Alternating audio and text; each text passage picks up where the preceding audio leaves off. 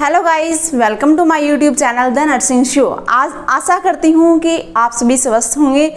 तो आज की इस वीडियो में हम बात करेंगे एक कम्युनिकेबल डिजीज़ यानी एक संक्रामक रोग है टेटनस के बारे में आज हम बात करेंगे। तो इस वीडियो में मैं आपको बताऊंगी कि टेटनस रोग क्या होता है और टेटनस रोग किस वजह से होता है और जो इसके साइन एंड सिम्टम है वो क्या है और इसका थेरापेटिक और नर्सिंग मैनेजमेंट क्या है। तो आइए दोस्तों वीडियो स्टार्ट करते हैं। तो सबसे पहले टेटनस क्या है, एक एक्यूट एंड एक कम्युनिकेबल डिजीज़ है। कम्युनिकेबल डिजीज़ है यानी ये क्या है, एक संक्रामक रोग और एक तीव्र रोग है। ये किसकी वजह से होता है, ये एक बैक्टीरिया के कारण है। ये बैक्टीरिया जनित रोग है। उस बैक्टीरिया का नाम क्या है, उस बैक्टीरिया का नाम है क्लोस्ट्रीडियम टेटेनी।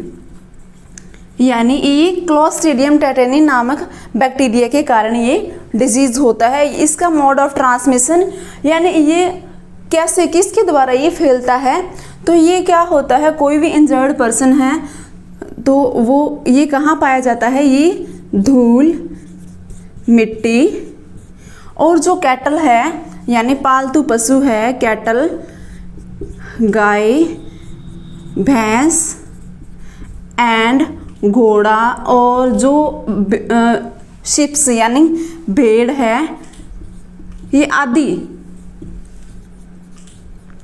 इनकी क्या आंत में पाया जाता है।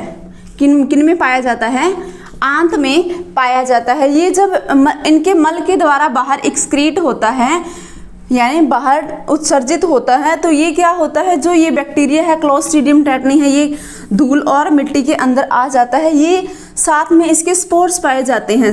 जो ये बैक्टीरिया है इसके स्पोर्स भी पाए जाते हैं, यानी ये जल्दी से ख़त्म होने वाला बैक्टीरिया नहीं है।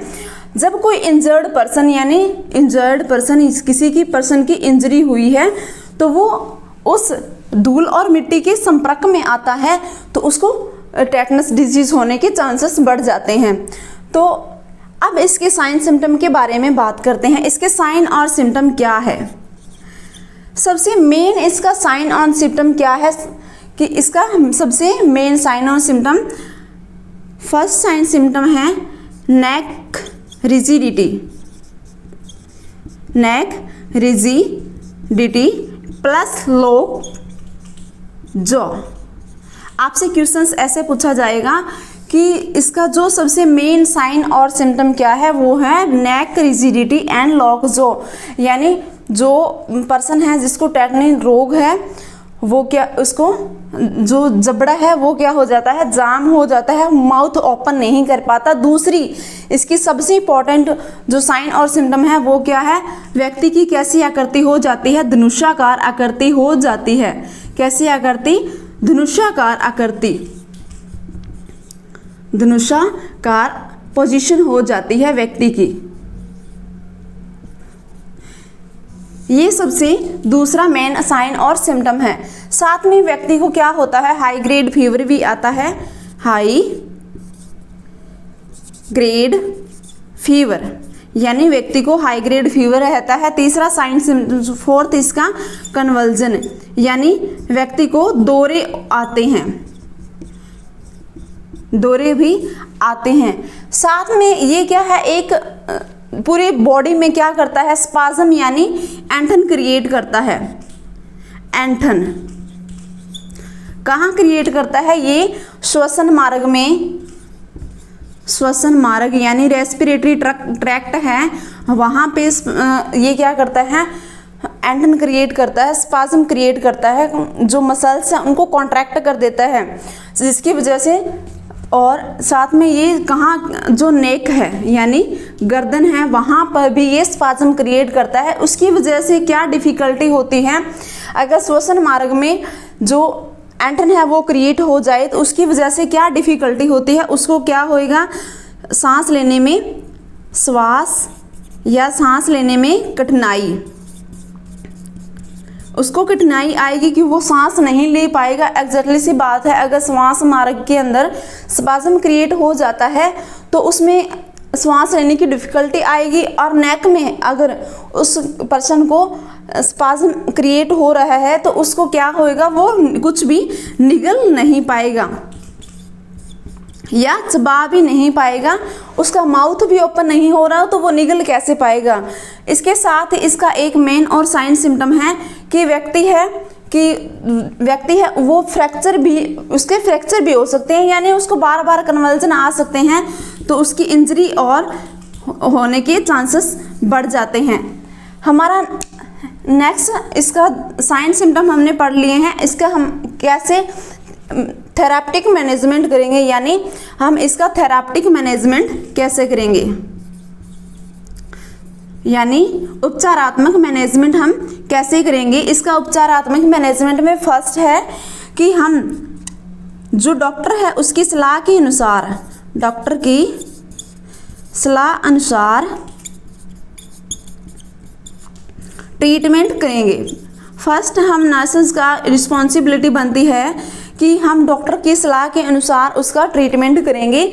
दूसरा है कि उस पर्सन को साइन एंड सिम्टम के अनुसार उसका ट्रीटमेंट करेंगे, जैसे कि नेक रिजिडिटी और लॉक जा हो रहा है, फर्स्ट उसको धनुषाकार पोजीशन हो रही है, फीवर आ रहा है, तो हम क्या करेंगे, एंटीपायरेक्टिक ड्रग देंगे उसको, एंटीपायरेक्टिक यानी बुखार को रोकने वाली ड्रग देंगे। फिर उसको दौरे आ रही हैं तो एंटी कन्वल्जन ड्रग देंगे, एंटी कन्वल्जन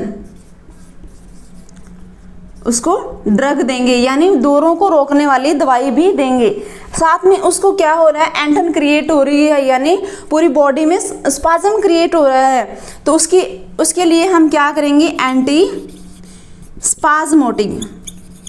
स्पाज्मोडिक ड्रग भी उसे देंगे। इसके साथ ही व्यक्ति को क्या हो रहा है, अगर एंटन क्रिएट हो रही है तो व्यक्ति को सांस लेने में कठिनाई हो रही है, तो कठिनाई के लिए हम उसे ऑटो थेरेपी यानी उसे ऑटो ऑक्सीजन प्रोवाइड करवाएंगे, ताकि उसको क्या जो सांस लेने की कठिनाई है वो दूर हो सके। हम इसके बाद में इसका नर्सिंग मैनेजमेंट करेंगे। नर्सिंग मैनेजमेंट यानी हमें नर्सिंग केयर क्या प्रोवाइड करनी है वो हम करेंगे नर्सिंग मैनेजमेंट।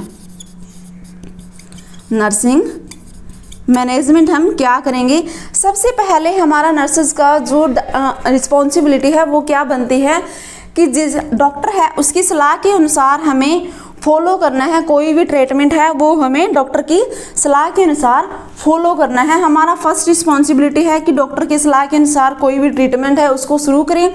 साथ में व्यक्ति क्या है, धनुषाकार पोजीशन है, व्यक्ति को बार बार स्पाज्म आ रहे हैं, कन्वल्जन आ रहे हैं, तो व्यक्ति धनुषाकार पोजीशन में जा रहा है, तो उसको सबसे पहले हमारा दायित्व बनता है कि उसकी एप्रोप्राइट पोजीशन प्रोवाइड करेंगे, पोजीशन प्रदान करेंगे। दूसरा हमारा दायित्व बनता है कि जो दौरे आ रहे हैं उनके दौरान हमें क्या करने हैं, दौरों के दौरान केयर प्रोवाइड करनी है।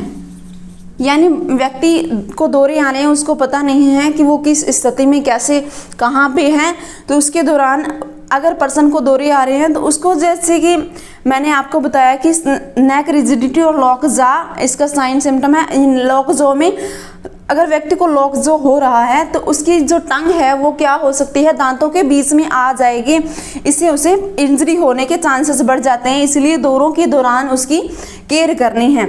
इसके बाद हमारा नेक्स्ट हमें क्या करना है, उसकी डाइट को मेंटेन करना है। डाइट को क्या करना है, मेंटेन करना है।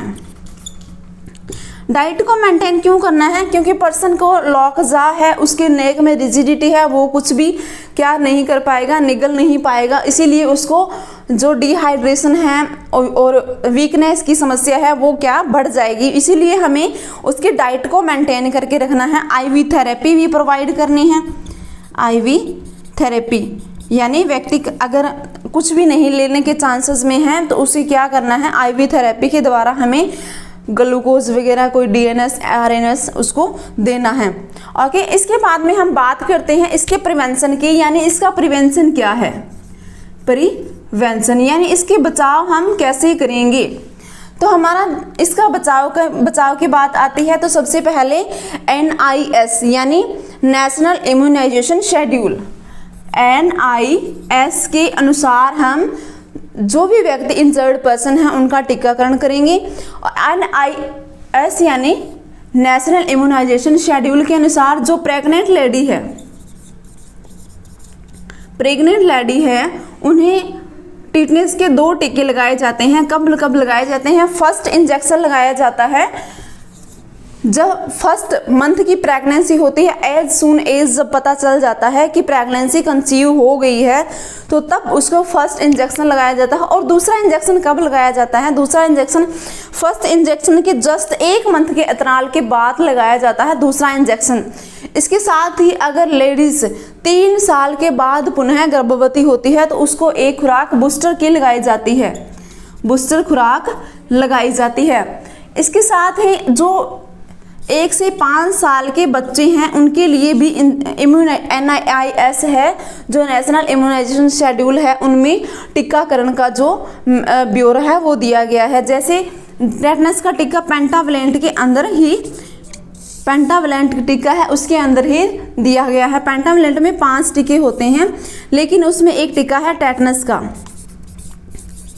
पेंटावलेंट टीका कब लगाया जाता है? 6, 10 एंड 14 वीक पर बच्चों को लगाया जाता है, बच्चों को लगाया जाता है। अब बात आती है कोई भी इंजर्ड पर्सन है, किसी पर्सन है उसको इंजरी हो गई तो उस पर्सन को क्या करना है? 24 घंटे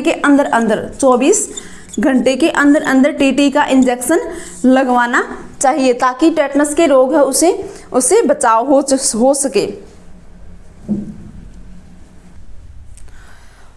तो दोस्तों आज का टॉपिक आपको कैसा लगा? अगर अच्छा लगा तो वीडियो को लाइक करें और चैनल को सब्सक्राइब जरूर करें। Thank you.